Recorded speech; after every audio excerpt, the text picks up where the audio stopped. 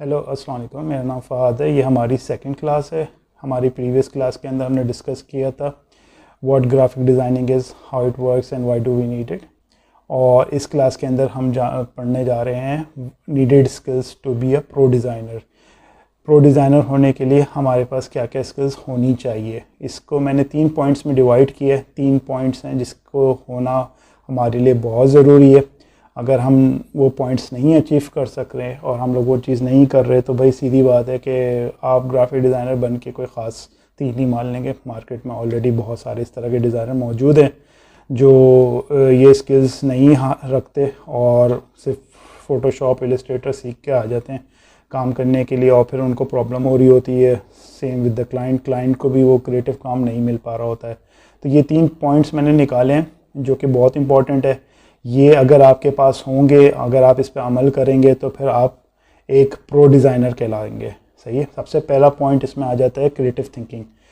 आप कोई भी चीज़ बनाने जा रहे हैं तो आपकी जो थिंकिंग है उसके पीछे बिहाइंड कि आप क्यों बना रहे हैं, क्या रीज़न है, क्या उससे अचीव करने जाएंगे, वो क्रिएटिव होनी चाहिए।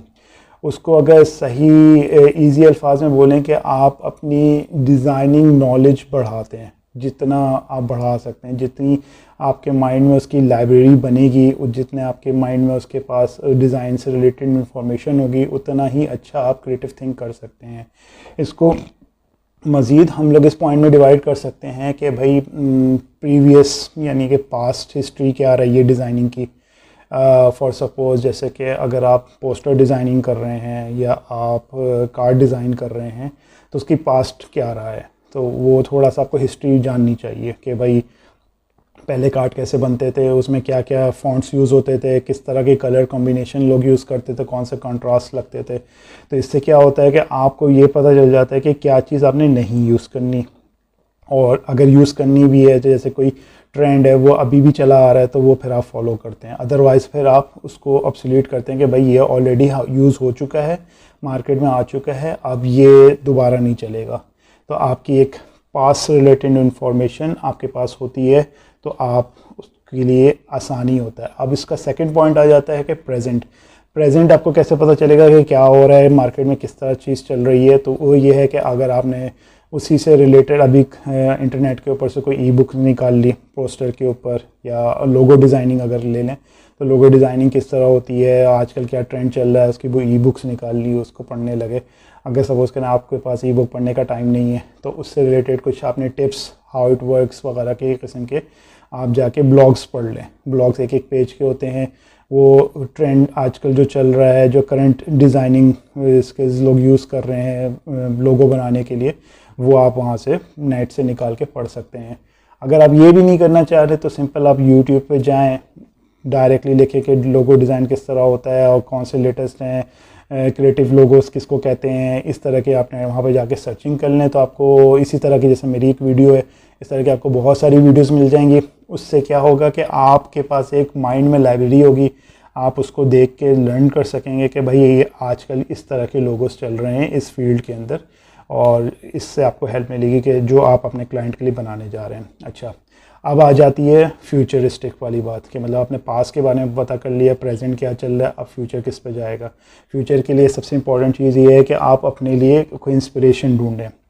जैसे इंस्पिरेशन में आपके आ सकता है कि दूसरा कोई प्रो डिज़ाइनर, अगर आपको लगता है आपको कोई हीरो आपको नज़र आ जाता है मुख्तलिफ वेबसाइट के ऊपर कि भाई यार ये बंदा बहुत अच्छे लोगो बना रहा है, या ये बंदा बहुत अच्छे डिज़ाइनिंग बनाता है, इसके स्किल्स बहुत अच्छे हैं, तो उसको फॉलो करना शुरू कर दें, उसके साथ इंटरेक्ट रखें, उसकी जो नई चीज़ें अपलोड हो रही हैं उसको फॉलो करें, उसको देखें वो क्या कलर यूज़ कर रहा है, क्यों आपको वो अच्छा लग रहा है। तो मेन रीज़न ये है कि उसके अंदर अच्छी चीज़ क्या है, उसने क्या ऐसा कुछ बनाया है या कुछ इस तरह प्रेजेंट किया है जिसकी वजह से वो चीज़ अच्छी लग रही है। एक तो वहाँ से फिर आपकी डिज़ाइन में इंस्पिरेशन आएगी। कॉपी नहीं करना, बस उसको पॉइंट नोट करना है कि वो क्या क्या कर रहा है, उस चीज़ को अपने डिज़ाइन में इम्प्लीमेंट करने की कोशिश करनी है कि आपके फ्यूचर हो जाएगा। क्योंकि फिर आप उसको फॉलो करते रहेंगे, वो भी अपने आप को अपडेट कर रहा है, तो आप एक अपने से अच्छे को फॉलो कर रहे हैं, तो उससे फिर आपको अपने काम में आसानी हो जाएगी। सही है। ये 3 पॉइंट हो गए कि पास में आपने चीज़ों को देख लिया कि भाई उसके अंदर क्या क्या चीज़ हो चुकी है, वो अब नहीं हो रही है, उसको क्लासिक वर्जन में डाला है, या अगर जो भी उसमें से कोई पॉइंट अभी तक यूज़ हो रहा है तो या रिवैम्प हुआ, दोबारा से आना शुरू हो गया मार्केट के अंदर, तो वो आपको पता चल जाएगी। थोड़ी करंट इन्फॉर्मेशन में आ जाए दूसरे पॉइंट के अंदर, तो वो आपके पास ही आ जाएगी कि भाई आजकल क्या चीज़ चल रही है, तो वो आपने नेट पर सर्च कर लिए, ई बुक्स वगैरह, ब्लॉग हो गए, या यूट्यूब पर जाके उसके ऊपर थोड़ी सी वीडियोज़ वगैरह देख ली। थर्ड ये कि आपने कोई एक अच्छा मेंटोर ढूंढ लिया नेट के ऊपर, प्रो डिज़ाइनर ढूंढ लिया, उसको फॉलो करना शुरू कर दिया। अब ये 3 पॉइंट हो गए, ये आपकी क्रिएटिव थिंकिंग में बहुत हेल्प करेगा कि अगर आप ये चीज़ फॉलो इस तरह से काम करेंगे तो आपकी क्रिएटिव थिंकिंग बहुत अच्छी आएगी। इस तरह से आपके पास एक माइंड में लाइब्रेरी बन जाएगी चीज़ों के बारे में। तो आप जब कुछ भी बनाने लगेंगे तो क्या करना है और क्या नहीं करना है वो आपके थॉट्स में आना शुरू हो जाएगा। ये बेसिकली एक नॉलेज होती है जो आपके काम करने से पहले वो आपकी क्रिएटिव थिंकिंग में बहुत हेल्प आउट करती है। इसके अंदर एक और चीज़ भी आ जाती है कि इससे आपकी एक और स्किल बहुत स्ट्रांग हो जाती है कि भाई अगर आप कुछ चीज़ बनाने चाह रहे हैं तो पहले आप उसको अंडरस्टैंड कर पाएंगे कि वो चीज़ क्या है, सही है। उसके पीछे बनाने से पहले उसका कॉन्सेप्ट क्या है, वो कॉन्सेप्ट जैसे आप खुद नहीं सोच रहे, आपने उसी जैसी चीज़ अपने मेंटोर के या प्रो डिज़ाइनर जो दूसरे हैं उनको देखा, उन्होंने क्या अचीव किया उस चीज़ से, उसके पीछे उनका क्या कॉन्सेप्ट था, उसके पीछे क्या स्ट्रेटजी उन्होंने यूज़ की है, और उनके वर्क के अंदर क्या ऐसी चीज़ें थी वो आप अपने वर्क में भी लेकर आ जाएं। सही, ये तो हो गया पहला पॉइंट आपका क्रिएटिव थिंकिंग के ऊपर। अब आज हम आ जाते हैं दूसरे पॉइंट के ऊपर, प्रॉब्लम सॉल्विंग अप्रोच या स्किल्स कह लें उसको। अब इसकी ये है कि आप सोल्यूशन प्रोवाइडर बने, design itself also a solution. सही है, इसमें ये होता है कि सबसे इम्पॉर्टेंट चीज़ ये है कि you should know your clients problem, कि उसके काम में क्या इशू आ रहा है, या आपके जो डिज़ाइन जो किसी जगह आप डिज़ाइन अगर दे रहे हैं, बता रहे हैं कि भाई यार आप ये चीज़ कर लें, तो आपको पता होना चाहिए कि आप क्यों दे रहे हैं उसको ये काम, क्योंकि उसके पास कुछ इशू है, उसके प्रोडक्ट के अंदर कुछ मिसिंग है, कोई प्रॉब्लम है, तो ये आप उसको एज अ सोल्यूशन प्रोवाइड कर रहे होते हैं। सही है, उसके लिए फिर आपके पास सबसे इम्पॉर्टेंट चीज़ ये हो जाती है कि आप पहले ये देखें कि आपके क्लाइंट या आपके काम के अंदर क्या चीज़ लैक कर रही है। सही है, डिज़ाइन लैक कर रहा है, डिज़ाइन अच्छा क्वालिटी का नहीं है, या फिर ओवरऑल वो है ही नहीं। सही है, ऐसा हो गया कि भाई उसके अंदर ऐसी चीज़ आ गई कि भाई वो मिसिंग कर रहा है। फॉर एग्ज़ाम्पल कोई कंपनी है, उसको लोगो बनाना है, लोगो नहीं बनाना, बेसिकली वो एक काम कर रही है ऑलरेडी, उसके बाद लोगो नहीं है, उसने एक खाली टाइप फेस उठाया, उसने एक फॉन्ट यूज़ किया और चला लिया। अब मार्केट में उसके तमाम कंपेटिटर के पास लोगोज़ हैं, उसके पास नहीं है। अब उसको रियलाइज़ ही नहीं हो पा रहा है कि मेरे पास क्या चीज़ मिसिंग है। तो फिर आप उसको बताते हैं कि भाई देखें आपके पास लोगो नहीं है, आपकी ब्रांड आइडेंटिटी नज़र नहीं आती किसी भी जगह पे, सिर्फ ये टेक्स्ट लिखा आता है, इसी वजह से इसके ऊपर ज़्यादा लोगों की अट्रैक्शन नहीं आती, आई कैची भी नहीं है। सही है, तो इसलिए कि आप लोगो बनाएं, ये आपने एक उसको सोल्यूशन प्रोवाइड किया। सही है, एक तो ये हो गया कि भाई आपको पता हो कि क्या चीज़ लैक कर रही है, क्या चीज़ मिसिंग है, क्या चीज़ एम्प्टी है। सेकंड चीज़ ये हो जाती है कि भाई फंक्शन प्रोवाइड कर रही है या नहीं कर रही है। अगर किसी ने कोई डिज़ाइन बनाया हुआ है और वो दिख भी रहा है, सब कुछ है, उसके ब्रांड आइडेंटिटी भी है, ब्रांडिंग भी हुई है, लेकिन वो आई कैची नहीं है, या वो गोल अचीव करके नहीं लेकर आ रहा जो रिक्वायर्ड है, तो भाई उसके अंदर कोई फंक्शन रिलेटेड कोई इशू है। अब फॉर एग्जांपल उसने कोई ऐसी चीज़ बना ली कि भाई उसकी इंडस्ट्री को रिप्रेजेंट ही नहीं कर रही। सही है, वो देखने में बहुत अच्छी है लेकिन फंक्शनल नहीं है, क्योंकि वो रिप्रेजेंट नहीं कर रही, तो वो आपको अचीव नहीं करके दे रही कि जो उसका मकसद था, तो वो आप करेक्ट कर सकते हैं। सही है, उसके बाद फिर कॉम्बिनेशन देखा जाता है कि भाई कोई चीज़ अच्छी भी लग रही हो और मकसद को भी पूरा कर रही हो, तो दोनों चीज़ें कि वो कन्विंसिंग भी हो, सही है, फंक्शनल भी हो, और साथ साथ अच्छी भी लगे, अट्रैक्ट भी कर रही हो, तो वो सारी चीज़ें भी हमें देखनी चाहिए। अब वो भी होता है कि भाई अगर फंक्शनल भी है, देखने में भी अच्छी लग रही है, लेकिन फिर भी रिज़ल्ट प्रोवाइड नहीं हो रहा, तो फिर हम लोग जाते हैं तीसरे पॉइंट के ऊपर कि भाई उसके अंदर कुछ मिसिंग है। मिसिंग इस पॉइंट से कि हम या तो अपडेट नहीं हुए हैं मॉडर्न एरा के हिसाब से। सही है, अब ट्रेंड चेंज हो गया है तो हम ट्रेंड को फॉलो नहीं कर रहे, हम इवॉल्व नहीं हो पा रहे, हम इनोवेट नहीं हुए उस चीज़ के अंदर, हमें उसको इनोवेशन पे लेके जाना चाहिए। तमाम आपके कंपेटिटर अपने ट्रेंड्स को फॉलो करने चाहिए, क्योंकि आप उसकी जो ऑडियंस है, राइट ऑडियंस है, वो टारगेट नहीं हो रही है। सपोज़ करें कि भाई फॉर सपोज़ आपकी फॉर सपोज़ मर्सिडीज़ एक कंपनी है, एक गाड़ियाँ बनाती हैं, बहुत लग्जरियस कार्स होती हैं उनकी, लेकिन उनके पहले टारगेट ऑडियंस जो थी 80s के अंदर वो दूसरी थी। अब वो इस एरा के अंदर आ गए हैं, अब यहाँ पे सारे यंग लोग आ गए हैं, उनकी थिंकिंग अलग हो चुकी है। अब उस न्यू जनरेशन को टारगेट करना है, तो उसके लिए आपको अपने आप को अपडेट करना पड़ेगा। मर्सिडीज़ को भी फिर एक इस तरह की चीज़ लेंगे। हाँ, 80s में कुछ और ट्रेंड्स थे, कुछ और चीज़ लोग मांगते थे, और आज के दौर में लोग कुछ और चीज़ मांगते हैं। आज के दौर में लोग फ्यूल एफिशिएंसी के ऊपर ज़्यादा कॉन्सेंट्रेट कर रहे हैं। पुराने दौर के अंदर ब्यूटी और बोल्डनेस गाड़ी की होती थी, या स्ट्रॉन्ग कितनी है उसको देखा जाता था। आज वो ट्रेंड्स चेंज हो चुके हैं, तो फिर हमें ये देखना होगा कि हमें हमारा प्रोडक्ट डिज़ाइन जो भी है, तो वो इवॉल्व हुआ है, इनोवेट हुआ है या नहीं हुआ है। सही है। तो ये 3 इस तरह के पॉइंट्स हैं जो आपकी प्रॉब्लम सॉल्विंग करने में मदद करती हैं। फिर से रिपीट कर दूं कि अगर कोई चीज़ लैग कर रही है या फंक्शनल नहीं है तो वो आपने प्रोवाइड करनी है। सही है। सेकंड चीज़ है कि भाई फंक्शनल भी है, दिख भी रही है, लेकिन फिर भी परफॉर्म नहीं कर रही, तो इसका मतलब ये है कि कुछ ना कुछ उसमें मिसिंग है, कुछ पर्टिकुलर लेवल की चीज़ ना।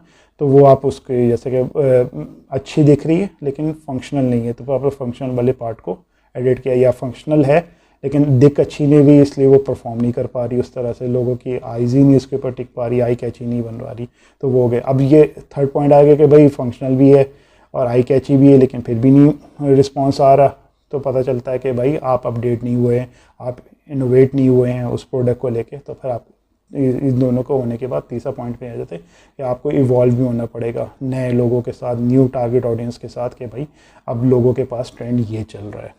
ये हो गया हमारा सेकंड पॉइंट जो कि प्रॉब्लम सॉल्विंग का हो गया, ये सोल्यूशन प्रोवाइडर। सही है। थर्ड पॉइंट आ गया ऑलवेज रेडी टू इम्प्रूव और इवॉल्व। ये भी बेसिकली हमारा जो प्रॉब्लम सॉल्विंग में थर्ड पॉइंट था उसी से रिलेटेड ही है। इसमें ये आ जाता है कि भाई आप अपने बारे में, आप ये अभी तक हम लोग सिर्फ क्लाइंट के बारे में डिस्कस कर रहे थे, आप डिज़ाइनर सेल्फ के अंदर अगर आ जाते हैं तो भाई आप हर अपने काम के ऊपर एक फीडबैक ज़रूर लें। ये पहला पॉइंट आ गया कि भाई आपके काम जो भी आप कर रहे हैं, तो आपके फील्ड से रिलेटेड जितने भी लोग हैं, आपके हीरोज़ हो गए, जैसे वही प्रो डिज़ाइनर जिसको आपको फॉलो कर रहे हैं, तो उससे आप फीडबैक ले लें। अब जो इस फील्ड को अपने फैमिली मेम्बर से या फ्रेंड से ना लें जो कि इस फील्ड के नहीं है, तो उनको तो वो तो कहेंगे भाई अच्छी चीज़ आपने बनाई है, या वो कहते हैं बुरी चीज़ है, तो वो मायने नहीं रखता। मायने कौन सा बात रखती है कि भाई उसी फील्ड का बंदा हो, प्रो डिज़ाइनर हो या बहुत ही अच्छा उस फील्ड से रिलेटेड हो, तो उसका जो रिस्पांस आएगा, उसके ऊपर जो फीडबैक आएगा, वो आपके लिए इम्प्रूवमेंट का ज़रिया बन सकता है। क्रिटिक्स भी आ सकते हैं कि भैया ये इतना आपने ख़राब बनाया ये वो, तो उसके अंदर से पॉजिटिवनेस वाली चीज़ आप निकालें और उससे अपने आप को इम्प्रूव करने की कोशिश करें।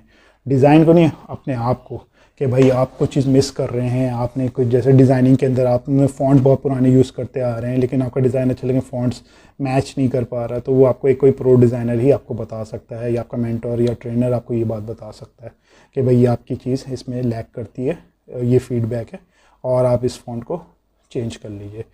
सेकेंड पॉइंट ये आ जाता है कि भाई जिस तरह से उसमें प्रॉब्लम सॉल्विंग में था कि आप नए ट्रेंड्स के साथ, नए डिज़ाइन एलिमेंट्स के साथ, मॉडर्न स्टाइल एसेंशियल्स इनको यूज़ करते हुए डिज़ाइन बनाएं। क्योंकि जैसे मार्केट में ट्रेंड चल रहा है, हर साल डिज़ाइन का ट्रेंड आता है। ग्राफिक डिज़ाइन 2019 आ गया, 2020 आ गया, तो उसको आप देखें कि आजकल मार्केट के अंदर क्या चीज़ इन हो गई है, कौन से कॉन्ट्रास्ट कलर इन हो गए, कौन से फॉन्ट्स इन हो गए, कौन सी चीज़ आप ऑब्सोल्यूट हो गई है, निकल चुकी है। तो ये चीज़ आपके लिए बहुत इंपॉर्टेंट है। बेशक आप बहुत अच्छा बना रहे हैं, लेकिन आप 2018 का डिज़ाइन बहुत अच्छा बना रहे हैं 2020 के अंदर, तो वो मायने नहीं रखता। वो 2018 में बहुत आला था, 2020 में वो ऑब्सोल्यूट हो चुका है और कुछ नई चीज़ आ गई है, तो उस हिसाब से भी फिर आपको अपने आप को इवॉल्व करना पड़ेगा। इसी तरीके से इसका थर्ड पार्ट आ जाता है, थर्ड पार्ट ये आ जाता है कि डिज़ाइन स्मार्टली। अब कुछ जैसे आपका फ़ोटोशॉप हो गया, इलस्ट्रेटर हो गया, अब आप 2002 में भी था फ़ोटोशॉप इलस्ट्रेटर और 2020 में भी है। अब इसमें फ़र्क क्या आ गया कि भाई जो काम आप 5-6 क्लिक से करते थे, अब वो 2 क्लिक से होना शुरू हो गया है। तो ये वर्क स्मार्टली वाली चीज़ बात आ जाती है यहाँ पे कि जो काम आप ट्रेडिशनल वे में बनाते थे, जैसे फॉर सपोज़ आप एक टेबल बना रहे हैं या आप एक लोगो बना रहे हैं जिसमें आप ग्रेडियंट यूज़ कर रहे हैं, मैनुअली ब्रश से ग्रेडियंट यूज़ कर रहे हैं, बाद में पता चला ग्रेडियंट का टूल आ चुका है, फिर उसके अंदर और पैलेट्स आ गए हैं जो बस 1 क्लिक के ऊपर वो पूरा प्रॉपर उस तरह का ग्रेडियंट वो वाला लुक जनरेट कर सकते हैं रियलिस्टिक, जिस पर आप इतनी मेहनत कर रहे हैं। तो वर्क स्मार्टली होता है कि भाई finding a faster and easy way to design. सही है, इसमें यह कि जो जितना फास्ट वे में जो कुछ हो सकता है ना, वो चीज़ आप पहले पकड़ें। उस चीज़ को पकड़ने से फ़ायदा ये होगा कि आप मॉडर्न डिज़ाइनर्स के साथ compete कर सकेंगे। अगर आप वो ट्रेडिशनल वे में काम कर रहे हैं जिसमें आपको 10 मिनट लग रहा है, 20 मिनट लग रहा है, और नए डिज़ाइनर को वो 5 मिनट में वो रिज़ल्ट वो ला के दे रहा है, तो आप पीछे रह जाएंगे। बेशक आपने बहुत आला चीज़ बनाई है, लेकिन जो नया डिज़ाइनर है वो काम 2 मिनट में कर रहा है जो आप 15 मिनट में कर रहे हैं। तो आपको टूल्स के अंदर जो नए नए फीचर्स आ रहे हैं उसके बारे में इन्फॉर्म होना चाहिए कि आप जो चीज़ बना रहे हैं, इलस्ट्रेट कर रहे हैं, डिज़ाइन कर रहे हैं, तो उसके अंदर आपके पास वो टूल्स होने चाहिए, उसकी लर्निंग होनी चाहिए, उसको सीखा हुआ होना चाहिए, ताकि आप इजी वे में उसको compete कर सकें। That's it. इसके अंदर के ये सारे टॉपिक्स हो गए। इसके अंदर से ये हो जाता है कि अगर आप ये तमाम चीज़ें जैसे कि जैसा कि मैंने डिस्कस किया कि क्रिएटिव थिंकिंग आ गई, प्रॉब्लम सॉल्विंग आ गई, सही है, और इवॉल्विंग वाली बात आ गई कि आप अपने आप को इनोवेट करें, इवॉल्व करें।